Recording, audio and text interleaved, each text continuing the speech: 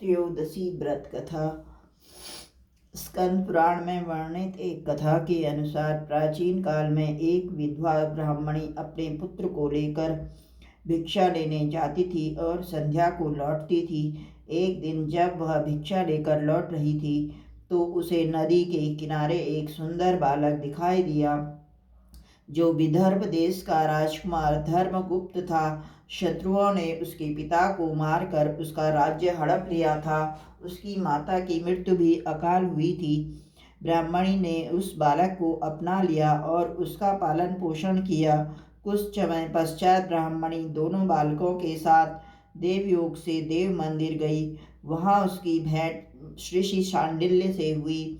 ऋषि शांडिल्य ने ब्राह्मणी को बताया, जो बालक उन्हें मिला है वह विदर्भ देश के राजा का पुत्र है जो युद्ध में मारे गए थे और उनकी माता को ग्रह ने अपना भोजन बना लिया था। ऋषि शांडिल्य ने ब्राह्मणी को प्रदोष व्रत करने की सलाह दी। ऋषि आज्ञा से दोनों बालकों ने भी प्रदोष व्रत करना शुरू किया। एक दिन दोनों बालक वन में घूम रहे थे, तभी उन्हें कुछ गंधर्व कन्याएं नजर आई। ब्राह्मण बालक तो घर लौट आया, किंतु राजकुमार अंशुमति नाम की गंधर्व कन्या से बात करने लगे। गंधर्व कन्या और राजकुमार एक दूसरे पर मोहित हो गए।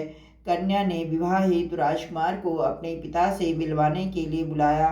दूसरे दिन जब वह पुनः गंधर्व कन्या से मिलने आया तो गंधर्व कन्या के पिता ने बताया, वह विदर्भ देश का राजकुमार है। भगवान शिव की आज्ञा से गंधर्व राज ने अपनी पुत्री का विवाह राजकुमार धर्मगुप्त से कराया। इसके बाद राजकुमार धर्मगुप्त ने गंधर्व सेना की सहायता से विदर्भ देश पर पुनः आधिपत्य स्थापित किया। यह सब ब्राह्मणी और राजकुमार धर्मगुप्त के प्रदोष व्रत करने का फल था। स्कंद पुराण के अनुसार जो भक्त प्रदोष व्रत के दिन शिव पूजा के बाद एकाग्र होकर प्रदोष व्रत कथा सुनता या पढ़ता है उसे 100 जन्मों तक कभी दरिद्रता नहीं होती और दाम्पत्य जीवन खुशहाल रहता है। ओम नमः शिवाय।